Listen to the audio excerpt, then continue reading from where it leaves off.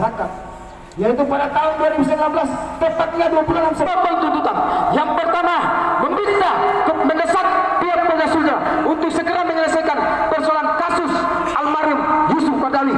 Dan poin kedua, menantang pihak Polda Sultra untuk melakukan dialog terbuka persoalan penuntasan almarhum Yusuf Qaradawi.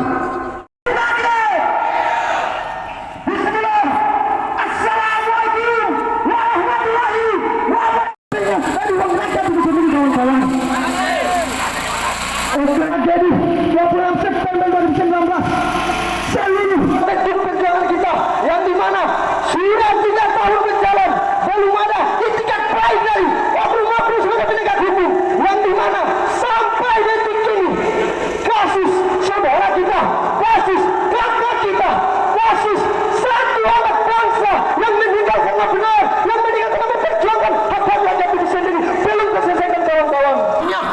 Berdiri di depan kami yang dengan gagahnya menghadang, tetapi kami dihadang dengan senjata, kami dihadang dengan kawat. Persoalan penyelesaian kasus pelanggaran hak asasi manusia. Dua mahasiswa itu adalah anak kandung dari kalian. Dan yang menjadi pertanyaan, apa kabar dengan pelatihan?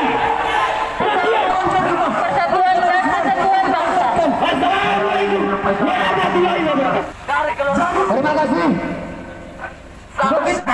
Yang menjadi pertanyaan, bagaimana dengan kami ingin bertemu tidak melakukan yang menangani dan kejelasan kasusnya Yusuf Randi. Jadi kami penyidik sudah menjelaskan bahwa Yusuf Randi itu adalah kasus rangkaian dengan antara Yusuf dengan Randi. Kenapa Randi itu bisa sampai vonis orangnya, kasusnya lebih mudah karena alat buktinya jelas. Alat bukti waktu itu jelas. Ada pemeriksaan otopsi, kemudian ada saksi-saksi, jelas semua, termasuk proyektil segala. Nah, kemudian apa bedanya dengan kasus Yusuf? Kasus Yusuf kan kasus yang gelap. 184 tidak terpenuhi. Alat bukti tidak terpenuhi, saksi tidak ada. Waktu penyidik 3 tahun yang lalu minta diotopsi, keluarga menolak keras untuk dilakukan otopsi. Jadi sampai sekarang penyidik tidak tahu penyebab kematiannya itu apa, apakah terjatuh, apakah memang itu tindak pidana. Jadi intinya penyidikan itu adalah membuat terang suatu peristiwa, apakah itu peristiwa pidana atau bukan. Tapi pada saat ini kita belum mengetahui itu peristiwa pidana atau bukan. Tapi kita buka dialog dengan adik-adik mahasiswa. Silakan kalau memang punya saksi. Karena kita sudah periksa 19 saksi, semua saksi yang kita periksa tidak mengarah kepada tindakan ataupun kejadian tersebut. Rata-rata saksi yang mengangkat ataupun menyelamatkan. Saksi itu dalam kategori saksi adalah saksi yang melihat, mendengar, kemudian mengalami kejadian tersebut. Apakah dia kena pukul ataupun apa? Tidak ada yang menyaksikan. Kemudian penyebab matinya itu harusnya kita otopsi. Keluarga menolak waktu itu untuk dilakukan otopsi, sehingga sampai sekarang tidak jelas apa penyebab kematian dari Yusuf itu sendiri. Hambatan dari pihak keluarga, Pak ya? Bukan dari pihak keluarga. Hambatan tuh dalam penyidikan itu total di 184 itu alat bukti. 2 alat bukti tidak terpenuhi. Kita tidak mempunyai 2 alat bukti. Salah satunya keterangan saksi tidak ada. Petunjuk tidak ada. Kemudian salah satu alat bukti visum itu adalah otopsi.